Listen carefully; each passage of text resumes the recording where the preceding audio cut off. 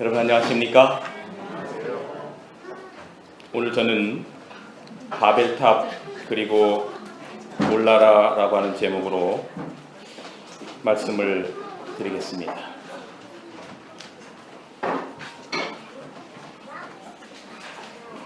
노아 홍수가 끝나고 노아의 아들 셈과 함과 야벳의 후손들의 족보가 창세기 10장에 기록이 되어 있습니다. 고등학교 다닐 때로 기억을 하는데 수업 시간에 아마 한 선생님이었던 것 같은데 이 선생님이 어떤 숙제를 내셨었냐면 각자 자기의 성씨가 어디가 또 판지 자기의 어떤 족보에 관련돼서 알아오라고 하는 숙제였습니다. 그래서 다들 알아봤습니다. 그런데 그 중에 재미있는 한 명의 친구가 하도 인상 깊은 말을 해서 지금도 기억을 하고 있습니다. 성이 나씨였는데 나씨. 그래서 너는 어느 씨고 어느 파냐 이렇게 물어보니까 이 친구가 예 선생님 저는 나폴레옹 나시의 부르주아 파입니다. 그랬다가 얻어맞았던 기억이 있습니다. 우리도 족보를 중요시하는데요. 누구의 후손, 족보 안에는 두 가지가 들어가는데 누구의 후손 그리고 어디 출신이냐 이게 들어갑니다. 저 같은 경우는 강릉 유씨 강릉이라고 하는 여기 강원도 강릉은 아닌 것 같고요. 중국 성씨라고 합니다. 저희 교회에 저와 같은 성씨를 가지신 분들이 계신데 강릉 중국 쪽에 있는 것 같아요. 강릉 유씨의 묘금도 유자 병사공파 그렇게 됩니다. 이 족보에 누구의 후손이냐, 누구의 지역, 어느 지역 출신이냐가 들어있는 것처럼 성경에도 족보가 나오는데 오늘 창세기 10장에는 그 어떤 후손이냐, 어느 지역이냐가 기록이 되어 있습니다. 노아의 자식이 있고요. 그 아래 셈과 함과 야벳이 있는데 이들이 머물렀던 장소와 창세기 10장에 기록이 되어 있고 그의 후손들이 쭉 기록이 되어 있습니다. 오늘 특별히 살펴보려고 하는 것은 함의 이 노아의 아들 가운데 함의 후손입니다. 이 함의 아들에는 여기 잠시 나와 있는 것처럼 가나안, 붓, 미스라임, 구스라고 하는 자녀들이 있는데 특별히 이 함의 아들 가운데 구스가 있고 그 구스가 니므롯을 낳았다라고 기록하고 있습니다. 그런데 창세기 10장 8절에 보면 구스가 니므롯을 낳았으니 그가 세상에서 처음 뭐라고 기록하고 있습니까? 영걸. 또 여러분 가지고 있는 성경 가운데 어떤 번역에는 용사라고 기록이 되어 있습니다. 그가 여호와 앞에 특이한 사냥꾼이었다. 또 어떤 번역에는 용감한 사냥꾼이 되었으므로 속담에 이르기를 아무는 여호와 앞에 니므롯같이 용감한 사냥꾼이다. 용감한 그리고 좀 유능한 사냥꾼을 향하여 저 사람은 꼭 니므롯 같다라고 하는 말이 속담에 있을 만큼 니므롯은 세상의 첫 용사, 영걸이고 용감한 특이한 사냥꾼이었습니다. 고대 사회에서 능력 있는 사냥꾼은 1등 신랑감입니다. 한번 생각을 해보세요. 다른 사람들은 하루 종일 밖에 다녀서 겨우 토끼 한 마리, 꿩 한두 마리 잡아오는데 니므롯은 나갔다 하면 사슴, 노루, 멧돼지 등등 많이 잡아오는 겁니다. 그러다 보니까 동네 처녀들이 어떻게 하면 니므롯의 눈에 한번 들어볼까라고 생각했겠지요. 많은 여자들이 아마 이렇게 혹시 바가지를 긁었을지도 몰라요. 아니, 당신은 왜 니무롯처럼 못 잡아와? 저 사람은 나갔다 오면 뭐 아주 큰 것들을 잡아오는데 당신은 겨우 꿩 한 마리, 참새 한 마리가 뭐야? 이렇게 했겠죠. 얼마나 바가지를 많이 긁었겠어요. 남자들에게는 어떤 공공의 적이 됐을 것이고 여자들에게 부러움이 대상이 됐을 겁니다. 오늘날로 말하면 뭐 어떤 사람들은 죽으라고 나가서 일해서 돈 많이 못 벌어오는데 어떤 남자들은 가서 많은 돈을 벌어오면 뭐 모든 여자들의 선망의 대상이 되는 겁니다. 오늘날로 말하면 아마 그 사자 들어가는 직업, 아마 그런 영웅시 되는 사람이었을 것입니다. 그러다 보니까 여러분, 이 니무롯에게는 당연히 뭐가 있을까요? 리더십이라고 하는 게 생기게 되는 겁니다. 많은 사냥물을 가져와서 잡아와서 자기만 먹는 게 아니라 사람들에게 나누어 주고, 그러니 사람들에게 인기를 끌게 되겠지요.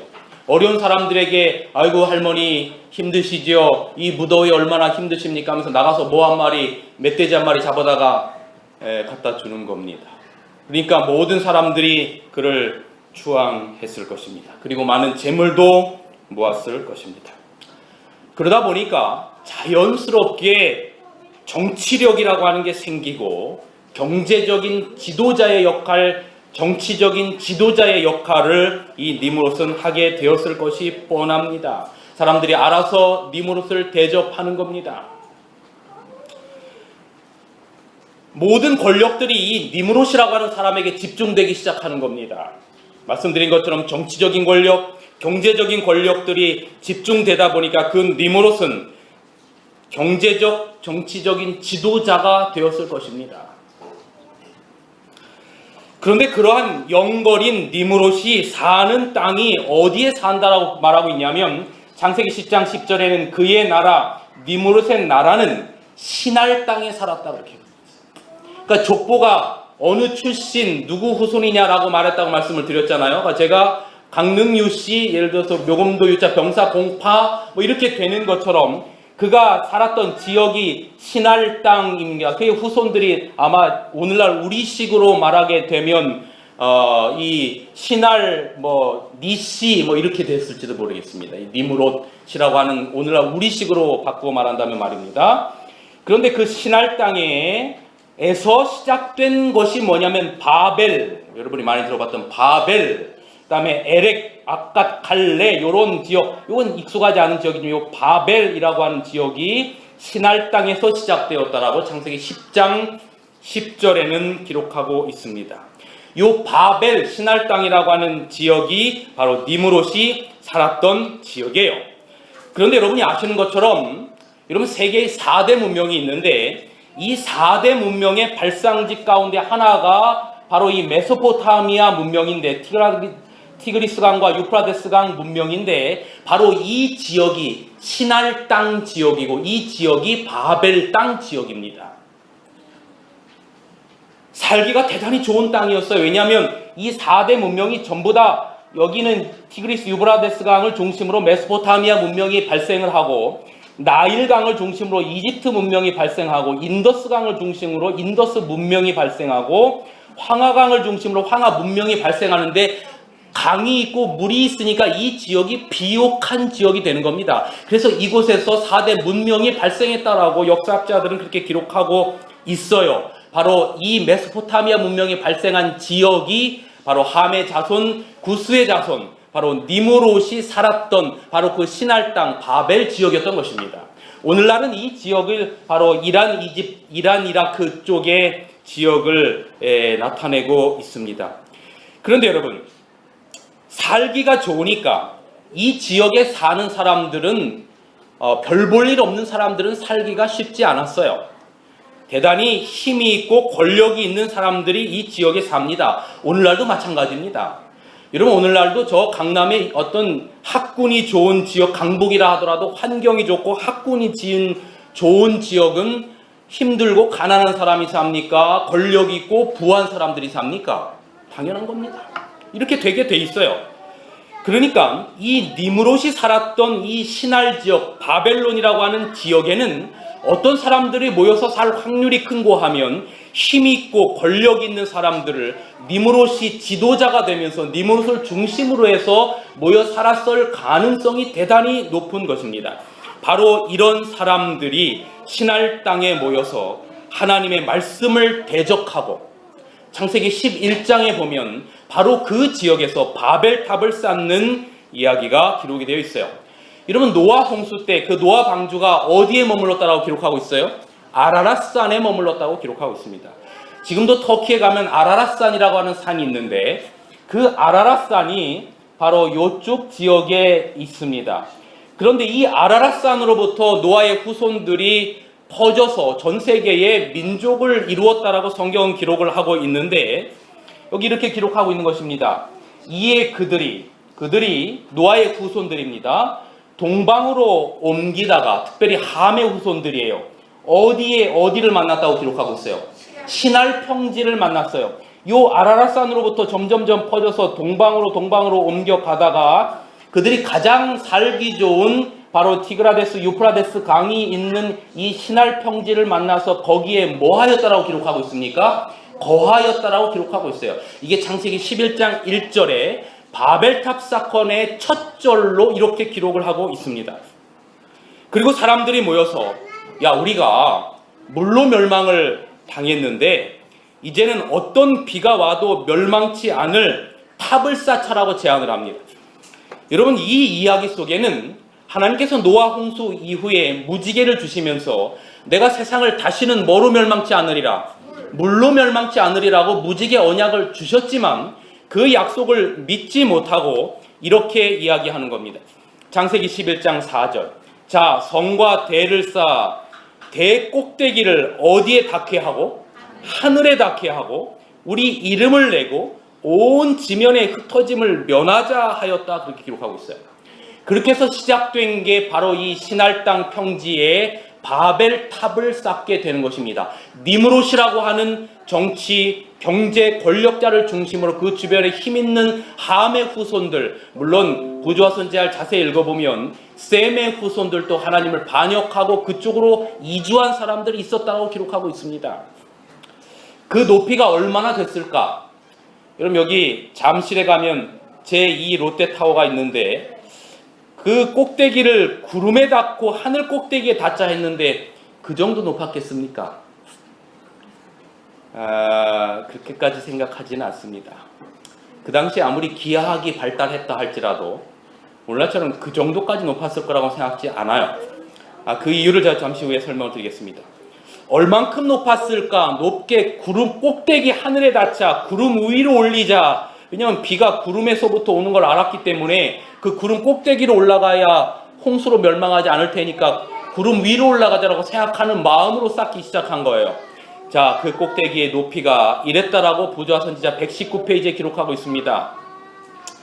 홍수의 물결이 닿은 높이보다 훨씬 더 높은 건축물을 만들므로써, 그러니까 홍수의 물결이 닿은 높이 최고 꼭대기가 어디였냐면 아라랏산이었다고 기록하고 있습니다. 그러니까 그것보다도 더 높은 곳에 건축을 올리자라고 생각을 하고 탑을 쌓기 시작한 것입니다. 그리고 그 구름이 있는 층에까지 올라갈 수 있게 되면 홍수의 원인을 규명해 보기로 소망했다라고 기록하고 있습니다. 그렇게 해서 바벨탑이 쌓아지기 시작합니다. 여러분, 이 바벨탑과 같은 국가적인 거대한 행사 아니겠습니까? 이런 공사를 하려면 반드시 뛰어난 통치자의 지배 아래 효율적인 조직이 있어야만 이런 걸 지을 수 있지, 사람들 몇 명이 모여가지고 뭐 이렇게 벽돌을 굵고 해가지고 이런 탑을 결단코 쌓을 수가 없어요. 그래서 말씀드린 것처럼 그 지도력의 중심에는 당시의 경제적인, 정치적인 영웅이었던 니무롯이 있었을 것이 확실합니다.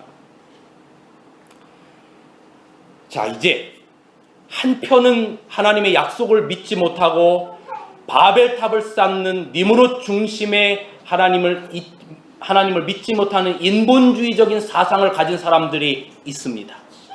그런데 항상 성경의 역사 가운데 보면 그 소수의 하나님의 뜻을 따라서 사는 사람들이 있었어요.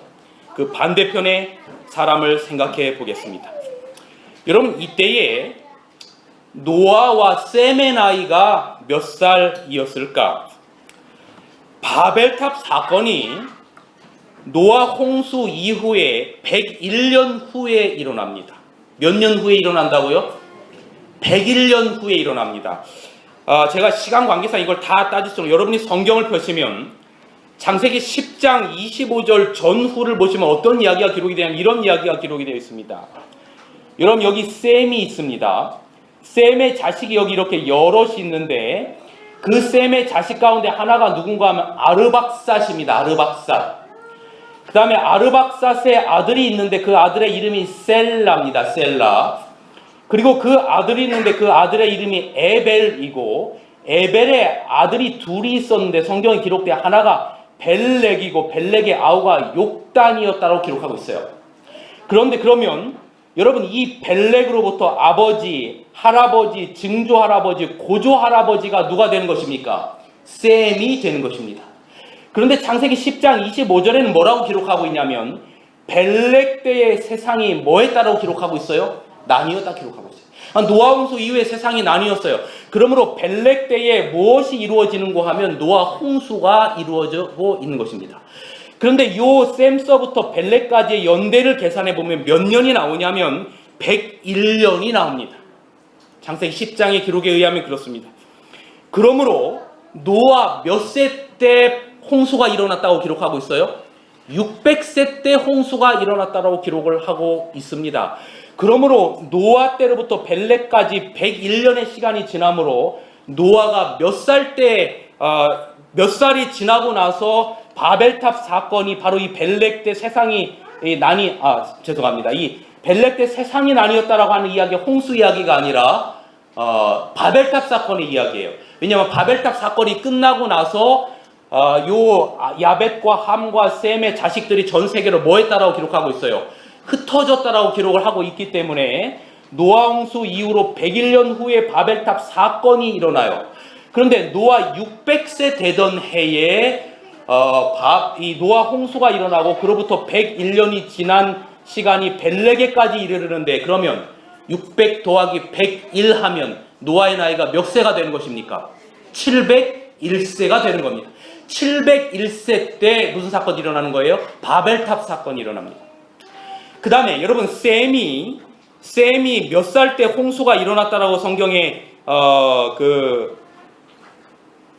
창세기 11장 10절에 기록하고 있냐면 셈의 나이 100세 때 홍수가 일어났다고 기록하고 있어요. 그러면 홍수로부터 101년 후에 바벨탑 사건이 일어나니까 셈의 나이는 몇 살 때 바벨탑 사건이 일어나는 겁니까? 200 몇 살 때? 1세 때 일어나는 거예요. 여러분, 노아가 노아 홍수 끝나고 350년을 더 살았다 그랬어요. 그러니까 바벨탑 사건 이후에 적어도 240년을 더 사는 겁니다. 그러니까 바벨탑 사건이 있을 때에 노아와 셈이 전부 다 왕성하게 건강하게 살아 있었다라고 하는 겁니다. 그리고 그들이 하나님의 뜻에 반역하는 사람들에게 하나님의 말씀을 따르라고 전했습니다. 그럼에도 불구하고 사람들은 니므롯을 중심으로 하는 하나님을 반역하는 무리가 있고, 그 다음에 셈과 노아를 중심으로 하는 하나님의 말씀을 따르는 이 두 무리가 있었지만 아무리 그들이 얘기해도 듣지 않는 겁니다. 그리고 이런 결심을 하는 거죠. 성과 대를 꼭대기에 쌓아서 우리의 이름을 내고 온 지면에 뭐를 면하자? 흩어짐을 면하자. 이게 바벨탑 정신이었어요. 성경은 하나님께서 노아의 후손들을 통해서 노아 홍수 이후에 전 세계에 흩어져서 충만하라고 말했어요. 그런데 이들은 흩어지지 않고 하나님의 뜻을 거역하는 바벨탑 사건을 벌이게 된 것이죠. 이게 바벨탑의 정신이에요. 부좌 선지자 읽어보면 여러분, 이 바벨탑을 쌓는 동안에 사람들이 그 안에다가 방을 만들었는데, 방을 만들어서 첫 번째로 그들이 만들었던 방이 뭐냐면 우상 숭배하는 방을 만들었다고 했어요. 그곳에서 그 문으로 만든 신들을 찬양하고 하나님을 잊어버리고 대적하였다라고 기록하고 있습니다. 하나님께서 이 모습을 보시다 참다 못하여서 창세기 11장 5절에 보면 여호와께서 인생들의 쌓는 성과 대를 보시려고 강림하셨다라고 기록하고 있어요. 그때까지 그들의 언어가 하나였습니다. 아마 노아 홍수 그렇게 오래 노아 홍수 전까지 그가 살았으니까 이 아담이 노아 홍수 전까지 살았으니까 그들이 사용했던 언어는 아마 에덴에서 사용했던 언어였을 것입니다. 하나님께서 그들의 언어를 혼잡게 하자라고 생각을 하셨어요. 그래서 이 탑이 대단히 높아가지고 탑을 점점점 쌓아가면서 사람들을 이 중간중간에다 대고 오늘날처럼 무전기가 있었던 것도 아니고 중간중간에 대고 예를 들어서 망치 하나 올려주세요 하면 망치 올리고 무슨 벽돌 올리세요 하면 벽돌 올리고 이런 식으로 해서 다 탑을 쌓았는데 그들의 언어를 혼잡게 하셔서 위에서 주문하는 것이 밑에서 엉뚱한 거예요. 예를 들어서 장도리를 올려 보내주세요 하면 밑에서 톱을 올려 보내고 이렇게 해서 뒤죽박죽 되었다라고 기록하고 있습니다. 그래서 그들의 언어를 혼잡게 하고 그들이 서로 분노와 실망 중에 비난하고 그리고 마침내 하나님께서 부자선지자 120페이지에 이렇게 기록하셨습니다. 하나님이 불쾌히 여기심의 증거로 하늘에서 번개를 내려 땅의 상부를 파괴하고 땅에 떨어뜨렸다. 사람들은 하늘에서 통치하시는 하나님이 계시다는 것을 느끼게 되었다라고 기록하고 있습니다. 여러분 이 바벨탑을 부자선지자 123페이지에 딱 두 단어로 표현하고 있는데 이렇게 표현하고 있어요. 교만의 기념탑, 그 다음에 어리석음의 기념탑이라고 명하고 있습니다. 하나님의 약속과 언약을 믿지 못하고 자신의 이름을 내기 위하여 자신의 영광을 위하여 살았던 삶을 어리석은 삶이라고 기록하고 있습니다. 바벨탑이 어떻게 생겼을까요, 여러분? 지금 롯데타워보다 높았겠습니까? 저 롯데타워가 얼마나 됩니까, 높이가? 123층이고 저 높이가 어느 정도 되죠? 하여튼 제가 그걸 좀 조사를 해왔어야 되는데 엄청나게 높습니다. 혹시 핸드폰 가지고 계신 분 지금 빨리 검색해 보셔서 롯데타워의 높이가 몇 메타인지 좀 한번 말씀해 주세요. 자, 제가 이제 지금서부터 바벨탑이 어떻게 생겼을지를 추정하겠습니다. 메소포타미아 문명을 역사학자들은 조금 다른 견해를 가지고 있는 것 같아요. 제가 4대 문명에 관련된 자료들을 조사하다 보니까. 그런데 성경은 제가 볼 때 노아의 후손 가운데 함의 후손들이 바로 이쪽으로 옮겨가고 이쪽에서 문명을 설정을 하였기 때문에 아직까지 그때까지는 제가 볼 때는 황하 문명이나 인더스 문명은 존재하지 않았을 가능성이 많습니다. 왜냐하면 여기에 있는 아라랏산으로부터 해서 민족들이 함의 후손들은 이쪽으로 퍼져나가고 일리 퍼져나가고 야벳의 후손들은 이쪽 지중해와 유럽 쪽으로 가고 그 다음에 셈의 후손들은 이쪽 아시아 계통으로 갔기 때문에 이 인더스 황하 문명은 전부 다 셈의 후손들입니다. 그렇기 때문에 아직 이들이 이쪽 문명을 이루기 전이라고 생각한다면 4대 문명 가운데 가장 빨랐던 문명은 제 생각에는 메소포타미아 문명일 가능성이 많습니다. 그런데 이 메소포타미아 문명 노아 홍수가 일어난 때가 약 BC 2400년경으로 봅니다. 2400년경. 그런데 이 사람들이 이제 있고 요 사람들이 움직여 가면서 이집트 나일강을 중심으로 해서 이집트 문명을 이루는데 요 이집트 문명도 함의 후손들이에요. 그러면 바벨탑을 지었던 사람들이 요 이집트 문명으로 옮겨가면서 바벨탑과 비슷한 탑을 지었을 가능성이 있을까요, 없을까요? 있습니다. 있어요. 왜냐하면 그 기술자들이 움직였기 때문에 있습니다. 있으면 여러분이 잘 아시는 것처럼 지금도 이집트에 가면 카이로 남서쪽 13km 지점에 기자라고 하는 세 개의 피라미드가 있는데 이 피라미드가 전부 다 왕의 무덤인데 이 제일 큰 게 뭐냐면 쿠프왕 피라미드예요. 쿠프왕 피라미드예요. 이것이 지금까지 발견된 인류 역사상, 왜냐하면 바벨탑은 하나님께서 무너뜨리셨다고 했고 그래서 지금 남아있지 않고 인류 역사상 가장 현존하는 높은 인간이 만든 고대 인간들이 만든 탑이 바로 이 쿠프왕 피라미드입니다. 그런데 이 쿠푸왕 피라미드의 높이가 몇 메타가 되는고 하면 137m입니다. 지금도 이집트에 가면 누구 혹시 검색해 보셨어요? 500m죠. 555m. 그러니까 여기 지금 롯데 이타워는 555m니까 아직까지 이 당시에 기하학이 아무리 많이 발전했어도 건축 양식이 다릅니다. 지금은 다 이 당시는 벽돌을 쌓아서 만든 거고 지금이야 뭐 엄청난 이 건축 분야에서 더 많은 발전들이 이루었기 때문에 555m. 그런데 적어도 그것의 약 한 5분의 1보다는 더 클 만큼 뭘 지은 겁니까? 이걸 지은 거. 근데 이게 전부 다 지금 이 당시에 지금같이 엄청난 기중기가 있었어요? 없었어요? 없었어요. 사람의 손으로 졌습니다. 여기에 대충 얼만큼의 인원이 동원되었을까 과학자들이 추정하기를 약 10만 명의 사람들이 동원되었다 기록하고 있어요. 전부 다 지렛대의 원리를 이용해서 조금 더 가까이 클로즈업 해볼까요? 여러분 요 하나의 요 밑에 사람이 보이십니까? 사람의 키만 하여 요 돌 하나가 약 2.5톤의 돌이 230만 개가 사용되었어요. 그런데 더 놀라운 것은 요 사이 하나하나의 돌을 쌓아놓은 사이에 하나하나의 간격이 거의 없어요. 엄청난 겁니다. 사람의 인력으로. 저는 이 기술이 바벨탑으로부터 왔다라고 생각을 합니다.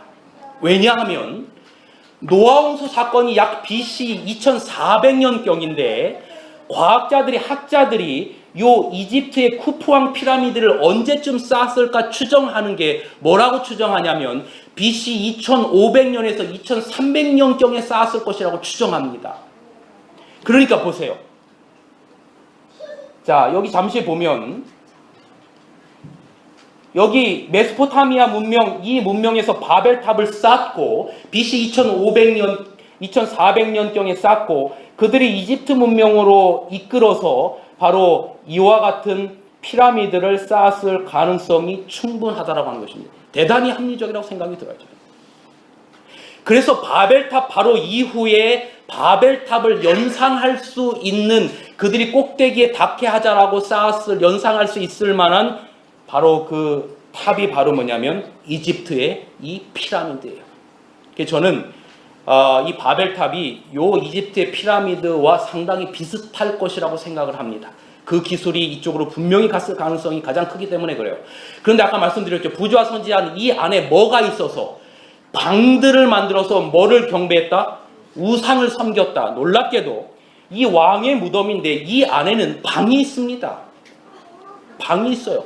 그리고 이 안에다가 가운데다가 왕의 그 시신을 둬서 햇빛이 딱 동쪽에서 뜨면 이게 어떻게 굴절해서 정확하게 그 시신에게 햇빛이 갈 수 있도록 만들었어요. 어마어마한 지금 BC 2500년경입니다. 지금으로부터 약 몇 년이에요? 약 4500년 전입니다. 이런 일들이 있었던 겁니다. 자, 이제 요 기술이 또 어디까지 이루어졌을까? 인류가 퍼지고 나면서 남미로 가면 멕시코의 티티와킨이라고 하는 곳이 있습니다.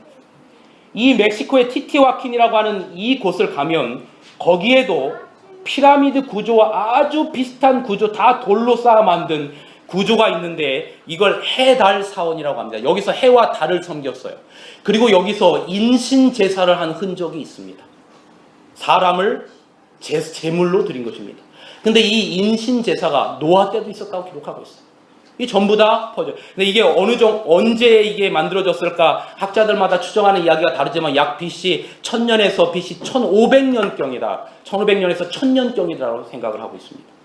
그러니까 이게 바벨탑으로부터 이집트로 가서 남미의 문명까지 이루어졌을 것으로 생각합니다.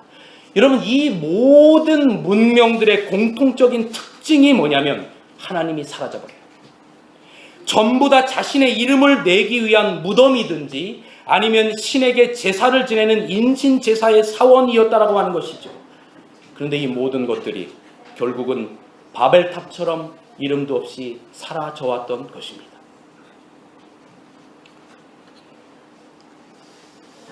이렇게 자신의 하나님 없이 자신의 이름만을 위하여 살다가 비참한 최후를 맞은 사람들이 성경에 여러 등장하고 있는데 사울이 아멜렉과의 전쟁에서 하나님의 뜻을 어기고 하나님이 사울의 잘못된 것을 지적하자 사무엘은 근심하여서 밤새 잠을 자지 못하는데 사울은 자기를 위하여 기념비를 세웠다라고 사무엘상 15장 12절에 기록하고 있습니다. 압살롬은 자기의 대를 이을 아들이 없어서 성경은 비석을 하나 만들어서 압살롬의 기념비를 세웠다라고 말하고 있습니다. 이 사람들이 전부 다 그들의 삶 가운데 하나님을 잊어버리고 오로지 자기의 영광과 자기의 이름만을 위하여 살아왔던 사람들을 성경에 기록하고 있습니다. 이 바벨탑 정신이 이제 나중에 바벨론 국가로 그대로 이루어집니다. 바로 이 메소포타미아 문명 바벨탑을 세웠던 신할 평지가 나중에 이 지역에 실제 고대 바벨론이라고 하는 나라가 세워지게 되지요. 그리고 이 바벨론의 느부갓네살 왕이 여러분 아는 것처럼 다니엘 2장에 보면 어느 날 꿈을 꿉니다. 한 커다란 신상을 보았죠. 금은 동철의 신상을 보았는데 갑자기 사람의 손으로 하지 아니한 돌 하나가 나타나더니 신상에 발을 쳐서 부서뜨리니까 신상이 여름 타작마당에 겨와 같이 되었다라고 기록하고 있습니다. 여러분 우리 교인들은 많이 보셨을 이 동영상을 좀 보여드리겠습니다.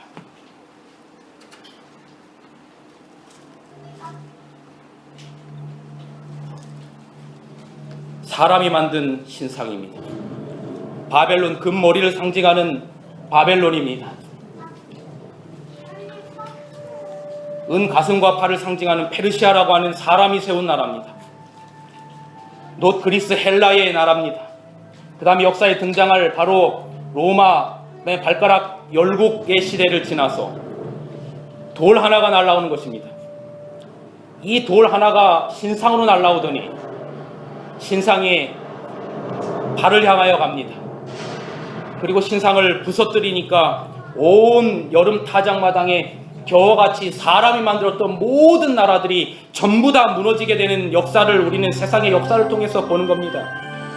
그런데 여러분 이 금은 동철 바벨론과 메드페르시아와 그리스와 로마와 열국으로 나뉘고 오늘 우리가 사는 이 발가락 시대의 이 모든 인본주의적인 나라와 하나님께서 세우실 돌나라의 차이점이 뭐냐? 다니엘 2장 32절엔 이렇게 기록하고 있어요. 나머지 금은 동철의 나라는 사람에 의하여 만들어진 나라고 바로 이 돌나라는 뭐라고 기록하고 있습니까? 사람의 손으로 하지 아니한 뜨인 돌의 나라.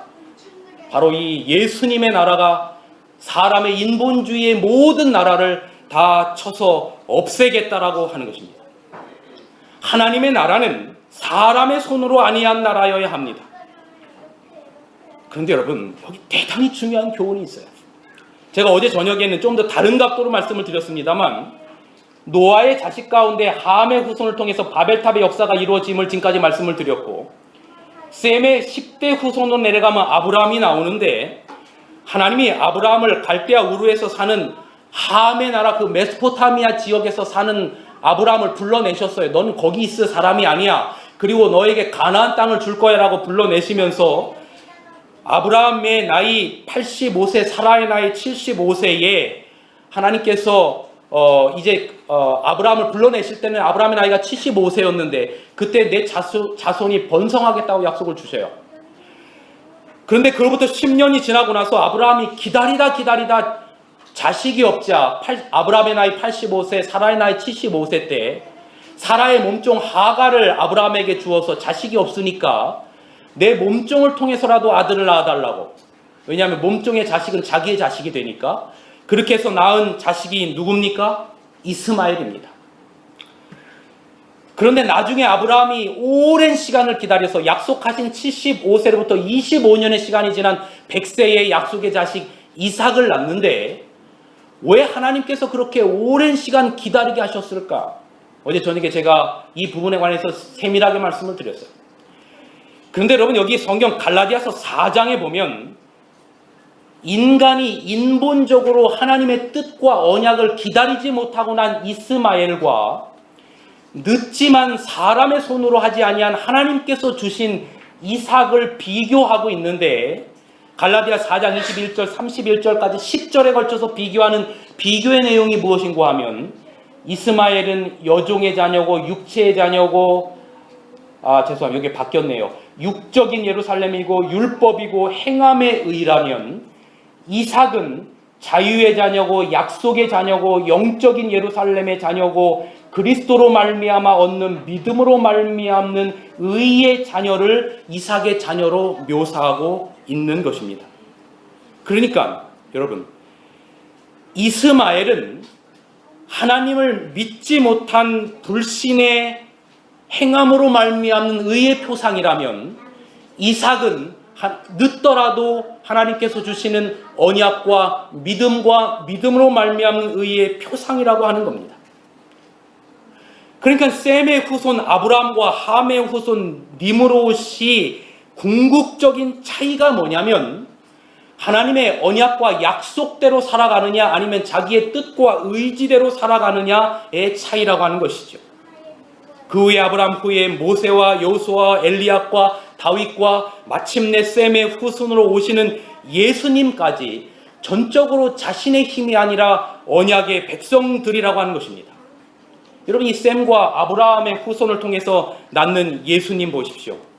예수님이 태어날 때 남자의 씨가 영향을 미칩니까? 안 미칩니까? 미치지 못합니다.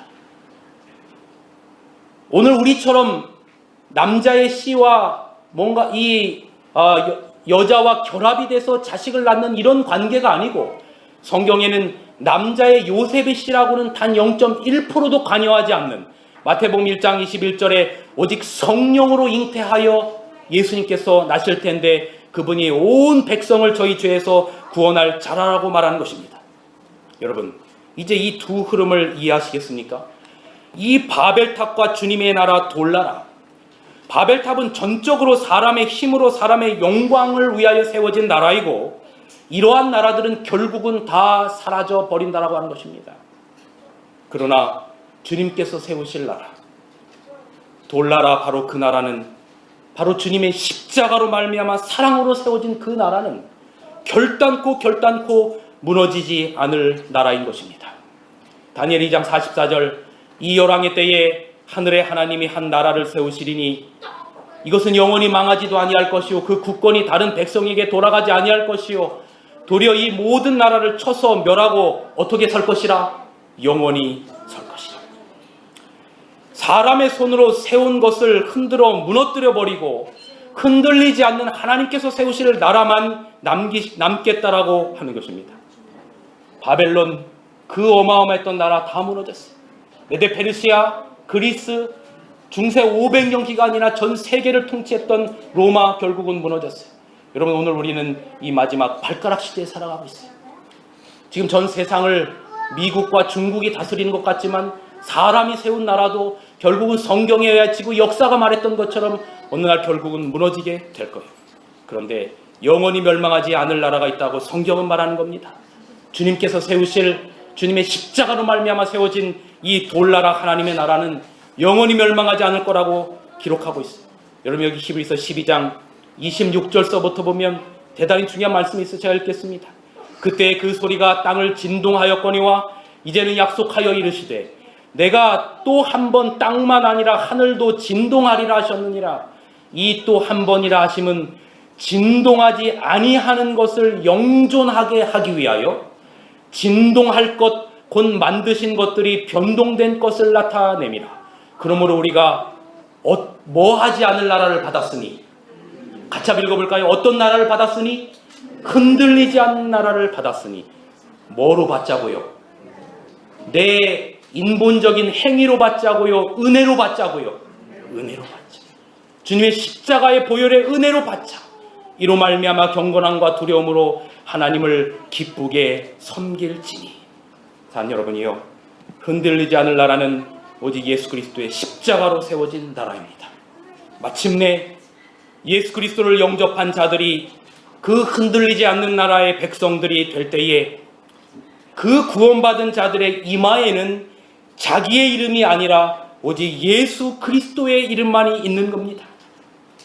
여러분, 성경에 여기 요한계시록 3장 12절과 계시록 22장 4절에 구원받을 사람의 이름에 새 예루살렘의 이름과 그리스도의 이름이 새겨졌다라고 하는 것은 이마에다 문신을 새겼다는 이야기가 아니라, 이마라고 하는 것은 생각을 관장하는 전두엽이 있는 곳이에요. 바로 온 생각이 누구를 높이는데, 그리스도의 영광을 위하여 살아가는데 함께하는 자들을 그렇게 표현하고 있는 거예요. 거기에는 자기의 이름을 내는 일이 없어요. 바벨탑의 정신이 없어요. 오직 피 흘리시는 예수 그리스도의 이름이 있는 것입니다. 하나님의 종들의 이마에, 여러분과 저의 이마에 오직 예수 그리스도의 이름만 있게 되기를 간절히 바랍니다. 저는 말씀을 드리면서 바벨탑은 인간 자기의 이름을 내려고 인간이 하늘로 올라가는 이야기이고, 복음은 인간을 구원하기 위하여 하늘에서 하나님께서 내려오신 이야기입니다. 우리는 이 땅에서 예수 그리스도의 피 묻은 십자가의 공로를 붙잡고 살아야 합니다. 은혜로 받는 그 돌나라. 이 세상은 전부 다 니무롯 정신입니다. 모든 것이 나 중심이에요. 그러나 예수 그리스도의 나라는 예수님의 피 묻은 십자가, 그분의 영광을 위하여 사는 나라예요. 지지난주에 우리 교회 어린이들과 우리 상공사공들이 별새꽃들에 가서 창세기 1장에 하나님께서 넷째 날 창조하신 해달별을 보면서 한치의 오차도 없이 자정과 공존을 하는 이 별들을 보아서 우리 어린이들 그렇잖아요.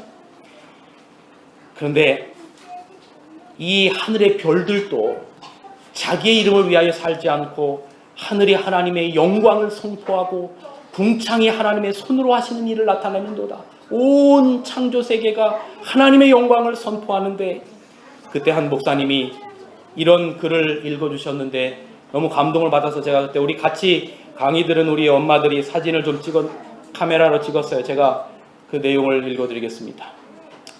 교육 115페이지에 별들 역시 모든 인간들에게 격려가 되는 기별을 준다. 마음이 몹시 피로할 때, 시련에 무겁게 눌릴 때, 장애물을 이길 수 없는 듯이 생각될 때, 인생의 목적이 달성될 수 없고 그 아름다운 희망이 그림의 떡처럼 허무해지는 그런 처지의 상황에 있을 때, 하나님께서는 우리에게 혼란 없는 정숙함으로 각기 길을 달리는 별들의 교훈을 통하여 용기와 불굴의 정신을 가지라고 말씀하시는 것이다. 별들도, 새들도, 꽃들도, 피조세계도, 바다도, 산들도 모두가 다 하나님의 영광을 드러내고 살아가고 인간을 위로하면서 그렇게 하나님의 창조의 목적처럼 존재하고 있습니다. 오늘 우리도 바벨탑처럼 내 이름, 내 능력이 아니라 오직 우리를 위하여 희생하신 주님의 십자가로 말미암아 세워진 그 돌나라만이 영원함을 기억하시고, 우리가 이 땅에서 비록 이 힘든 세상에서 살아가야 하지만 이것이 전부가 아님을 꼭 기억하고 매일매일의 삶 가운데 주님과 함께 동행하면서 마침내 우리 주님 영광 가운데 이 땅에 돌나라라 오셔서 우리를 데려가실 그날 그 아침, 자 여기다 써놨어요. 그날 그 아침에 여러분과 여러분의 가족이 여기에 꼭 있어야 합니다. 이것이 우리가 되기를 간절히 바랍니다. 돌아오는 한 주간 힘겹고 어렵더라도 믿음으로 승리하시고 주님 오시는 그 나라 기다리면서 살아가는 여러분과 제가 되기를 간절히 바라면서 오늘 말씀을 드리겠습니다. 사람이 할 수 없는 일이 아무것도 없는 것 같은 세상 가운데 하나님의 존재라고 하는 것도 어느덧 세상의 과학과 세상의 여러 가지 이성과 철학과 많은 것들에 의하여 사라져가고 있는 이때에 하나님을 믿는 신앙, 하나님께 영광을 돌리는 이 신앙, 이 안식일을 지킨다라고 하는 것, 이것도 세상에서 희미해져 가고 있는 이때에 우리를 하나님의 셈의 후손으로 부르시고 아브라함의 자손, 다윗의 자손, 예수 그리스도를 영접하는 믿음의 자녀로 부르셔서 이 신앙을 유지해 나갈 수 있도록 허락하신 주의 은혜를 감사합니다. 우리라도 아버지 하나님 세상의 조류에 휩쓸리지 않고 살아가게 하여 주옵소서.